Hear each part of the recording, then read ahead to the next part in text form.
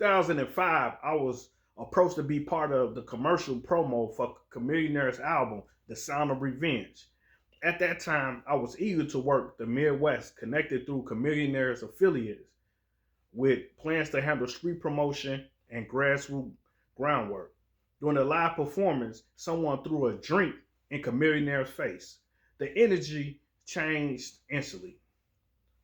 He was clearly disappointed. That show ended early and he was rushed off the stage. Because of what happened, the commercial promo never went forward.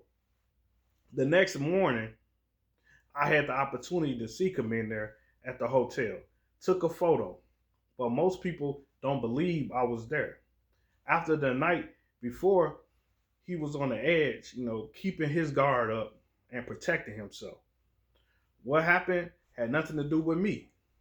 Time went on, I curated a MySpace, and it took off.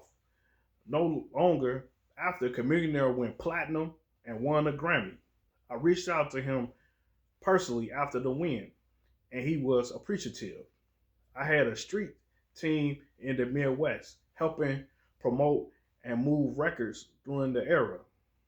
The next album didn't hit the same. Eventually, Chamillionaire stepped away from the music and transitioned into the tech industry, where he found success again.